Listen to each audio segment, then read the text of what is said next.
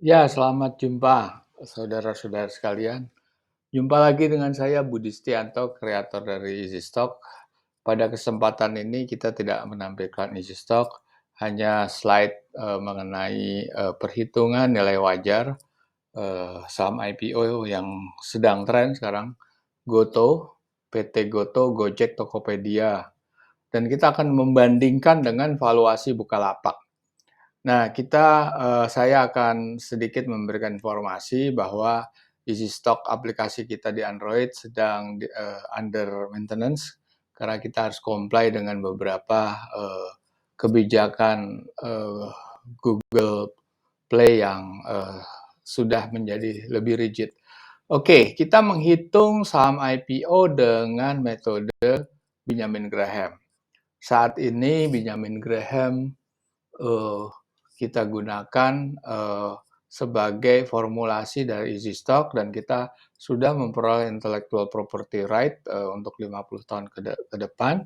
Benjamin Graham adalah pengarang dari buku Security Analysis, Legendary Stock Analysis yang disebut sebagai Bible-nya value investor, dan Benjamin Graham adalah gurunya dari Warren Buffett. Warren Buffett sendiri mengakui bahwa perjalanan karir dia sampai saat ini yang menjadi 5 orang terkaya di dunia di bracket 5 besar selama 25 tahun terakhir, dan satu-satunya manusia yang hanya berinvestasi saham. Tidak ada seperti beliau, jadi orang-orang terkaya di dalam 5 besar itu semua inventing sesuatu, seperti Elon Musk dengan Tesla, seperti Bill Gates dengan Microsoft, Mark Zuckerberg dengan Facebook, dan lain sebagainya. Jadi Buffett itu menyatakan bahwa 85% dia mengikuti Benjamin Graham, sisanya 15% mengikuti Philip Fisher, famous writer juga, bukunya Common Stock and Uncommon Profit. Nah, rumusnya ada seperti ini. Semua berasal dari sumber datanya quarterly financial report, dan semua yang masuk rumus formulasi ini harus disetahunkan. Seperti Anda ketahui, quarterly financial report itu ada 4, Q1, Q2, Q3, dan Q4. Kalau Q4 sudah 12 bulan ya, jadi tidak perlu disetahunkan lagi.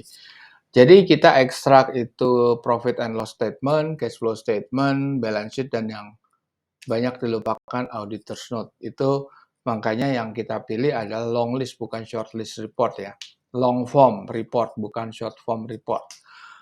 Dari profit and loss dan cash flow kita bisa mengekstrak free cash flow. Dari sisi balance sheet kita akan memperoleh net working capital dan surplus deficit dari neraca. Keduanya, terutama cash flow itu kita ekstrapolasikan dengan average industry growth atau average sales growth, dan kita sinergikan kedua extraction itu dengan government bond yang menggunakan discount factor. Government bond yield itu Anda bisa lihat di Bloomberg, di CNBC, atau di institusi lain yang mengeluarkan Indonesia Government Bond Yield. Itu berubah setiap hari. Begitu juga EasyStock itu berubah setiap hari. Oke, kita proyeksi 10 tahun mendatang, dan kita memperoleh dua nilai tertinggi dan terendah intrinsic value. Oke, kita lihat Gojek. Gojek itu pemegang sahamnya ada beberapa. Salah satunya ini William Tanujaya, pemilik daripada Tokopedia. Dan ini adalah investor-investor lain. Kita lihat lagi. PT sama anak bangsa ini adalah Gojek. Garibaldi Thohir, pemilik dari Adaro coal mining. Dan ini yang saya lingkarkan adalah jumlah, ini jumlah sahamnya ya sekitar 1 miliar ini, 1,4 apa 1 triliun. Oke. Oke, kita lihat perhitungannya begini, yang kita lihat adalah Anda bisa lihat di situ, kita besarkan sedikit ya. Kita lihat di sisi, income, profit and loss statement dari 2 laporan keuangan tahun 2020 dan laporan keuangan semester 1, 31 Juli, tahun lalu ya, karena, itu yang last update-nya. Jadi, semuanya merugi dan ini ada, komponen-komponen item-item yang non recurring seperti, itu ada keuntungan selisih kurs, keuntungan kerugian selisih kurs, kerugian penurunan nilai aset, terus, pengembalikan, kerugian, keuntungan, kerugian penurunan nilai goodwill, nilai aset, dan lain sebagainya. Ini harus kita, omit. Artinya apa? Kalau dia positif, kita harus negatifkan, kalau dia negatif, kita harus positifkan. Nah, ini nanti masuk dalam perhitungan. Nah, sebelah kanan kita lihat dari posisi balance sheet. Dan yang kita lihat cuma aset lancar ya, karena prinsip Benjamin Graham tuh cuma aset lancar. Di sini kita lihat ya, kita lihat perbandingan aset lancar dengan hutang jangka pendek dan jangka panjang.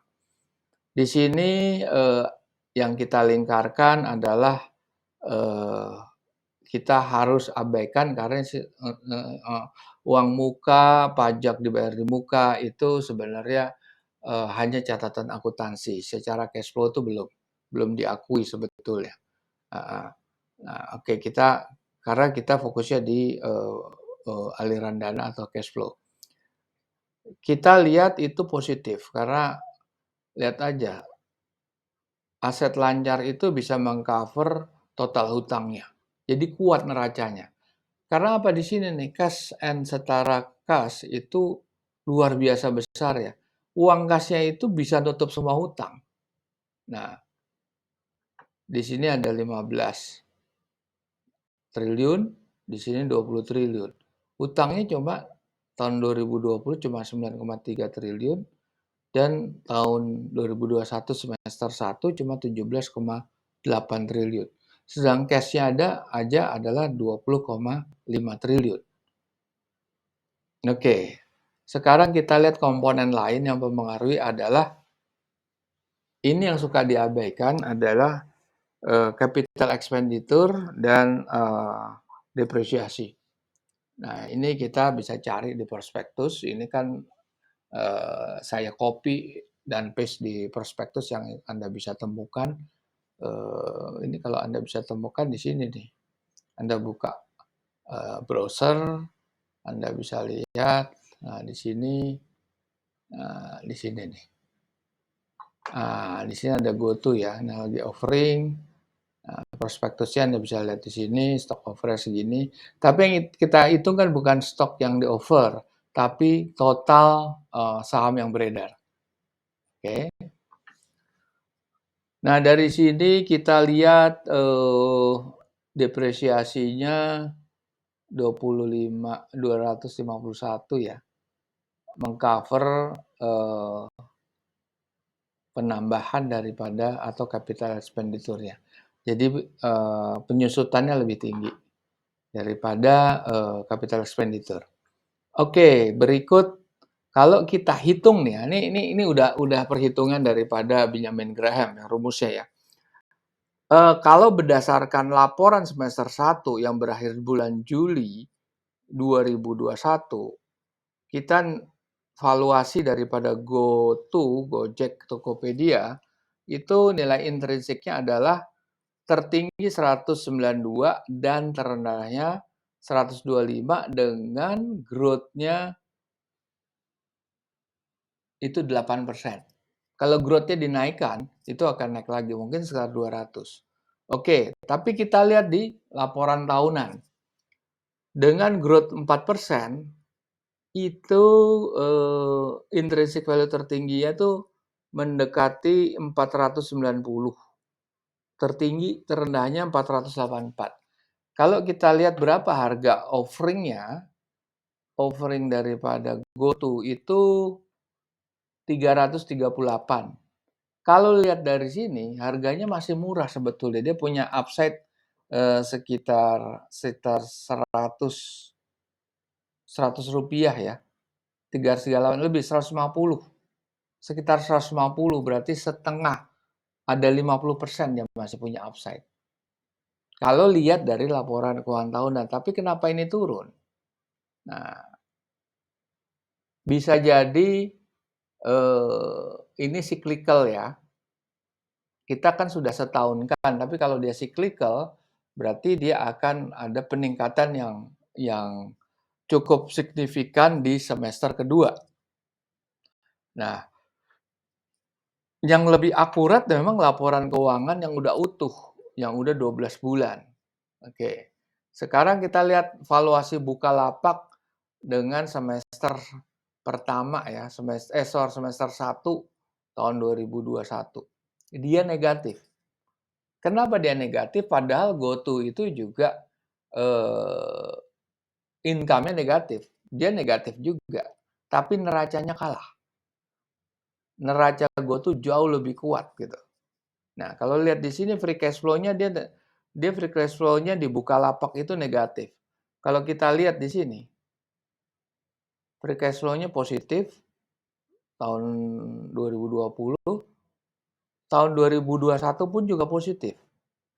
Di sini masih surplus loh defisitnya. Di net working capital masih surplus. Artinya dia masih bisa survive dalam jangka pendek. Jangka panjangnya memang negatif, tetapi karena free cash flow-nya kuat, dia tetap positif nilainya. Kalau di sini lebih bagus lagi, semuanya positif nih tahun lalu nih. Ini belum ada suntikan dana loh. Bukalapak di sini dia udah nerima dana IPO. Dia kan IPO-nya tahun lalu. Dia udah terima ini. Sorry. Oke, catatan ini mungkin belum ya. Saya lupa, ini go public-nya bulan 8. Dia bulan 8. Belum terima. Sekarang saya lihat, ini kan kita lihat sebetulnya valuasi sebelum menerima IPO lebih fair dong. Kalau dia sudah menerima IPO atau dana segar dari penjualan saham di bursa, itu kalau menurut saya kurang fair. Nggak apple to apple dibandingkan sama GoTo. GoTo ini kan belum terima dana. Ini belum terima dana nih. Nah, oke. Ini bagus loh. Valuasi tahun lalu. Mungkin mesti cyclical kali. Saya juga masih bertanya-tanya, kenapa tahun 2020 tuh bagus? Kenapa dia menurun di semester 1? Oke, ini masih jadi tanda tanya ya. Tapi kalau kita lihat full year-nya ini optimis juga. Sekian. Oke. Sekarang kita lihat valuasi setelah dia Bukalapak ya. Setelah menerima dana segar. Itu lihat, tahun lalu itu masih 1,4 triliun. Setelah menerima dana tuh 23 triliun uang cash-nya loh. Nah, makanya kalau kita hitung, dia akan positif. Betul kan? Nih. Meskipun free cash flow-nya negatif, karena dia tuh kan masih rugi ya di sini ya. Net income-nya kan rugi di sini. Di sini juga sebetulnya rugi juga dia nih. Dia rugi. Nah, tetapi ada pendapatan lain-lain. Net dari other income tambah depreciation yang berada di atas capital expenditure sehingga free cash flow-nya positif. Di sini, nah ini negatif nih, ini yang sebetulnya nih. Bukan pendapatan tapi biaya lain-lain yang membuat free cash flow-nya dia turun. Tapi tetap positif, ya kan? Nah, kita lihat Bukalapak setelah terima dana. Itu kalau nggak salah harganya sekitar berapa? Sekitar 300-an ya sekarang ya. Saat 300-an. Jadi kalau lihat dari valuasi ya, ini masih masuk sebetulnya. Tapi dia kan setelah terima dana IPO. Ya kalau mengambil harga mengambil saham Bukalapak mungkin Bisa jadi, tapi kalau dilihat dari harganya, Bukalapak itu, lihat stock price aja berapa sekarang, 300 lah. Kita lihat 300 coba, kita lihat buka ya, sorry, buka.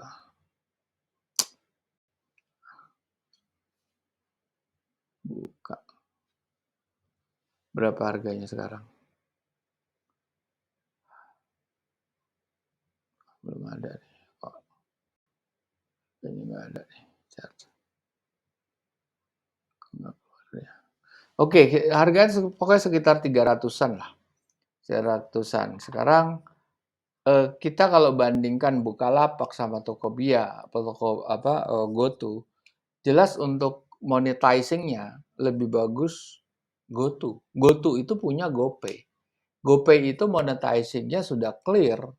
Kalau Bukalapak itu meskipun dia sudah go public, tapi monetizing-nya itu dia tidak punya, dia bermain iklan aja. Sebenarnya kalau Gojek GoPay dibanding disandingkan sama Tokopedia atau Tokopedia dibanding sama Bukalapak, jelas leading Tokopedia karena jumlah populasi merchant, seller dan buyernya jauh lebih tinggi Bukalapak. Variatif barangnya lebih tinggi Tokopedia, variatif barangnya juga Bukalapak kalah gitu. Nah, sehingga Tokopedia bisa men-generate income jauh lebih besar daripada Bukalapak. Karena dia bisa bermain iklan dengan populasi yang jauh lebih banyak daripada populasinya Bukalapak. Usernya Bukalapak tuh kan merchant, yaitu penjual dan pembelinya, buyer, merchant dan buyer gitu ya. Nah, ditambah dengan GoPay. GoPay itu sudah clear monetizing-nya. Dia itu kan pool of fund di situ. Dia bisa memainkan dana lah, memutar dana yang mengendap. Karena popularitasnya GoPay itu juga sudah luas, penggunaannya udah macam-macam untuk bisa sebagai payment tools untuk apa aja, banyak hal lah, dari pulsa, makanan dan lain sebagainya, dan tagihan billing statement yang lain-lain gitu. Nah, artinya monetizing di sini dengan dia punya pool of fund sendiri, dia kuat. Kalau Bukalapak kan masih kerjasama dengan Dana. Dana itu bukan punya mereka, haknya Dana untuk dia bisa muter itu uang gitu. Nah, ini Bukalapak Anda bisa baca di buku yang saya sudah terbitkan, di buku diterbitkan tahun lalu ya, sebelum Bukalapak go public. Ini buku ini kita ceritakan adalah perbandingan Bukalapak dengan Alibaba. Kenapa Alibaba sukses, Bukalapak terpuruk? Karena memang valuasi Alibaba itu positif, Bukalapak kan negatif. Nah, oke, ini sekedar perbandingan aja ya. GoTo untuk free cash flow-nya Q4-nya itu positif 43. Tapi Q2-nya itu turun jadi 12. Surplus working capital-nya 11, dia 7.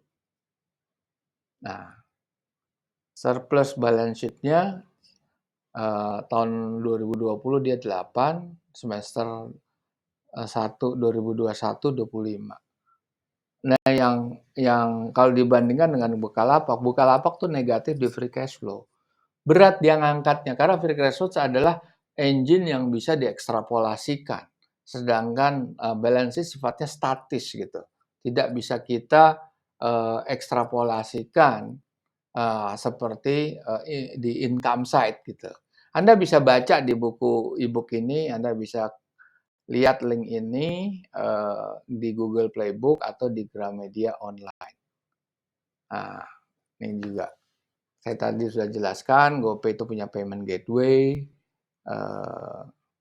dengan 1.000 top up fee, nah, kan itu pasti dia ada deal sama perbankannya kan, ya dia akan dapat bagian dari situ.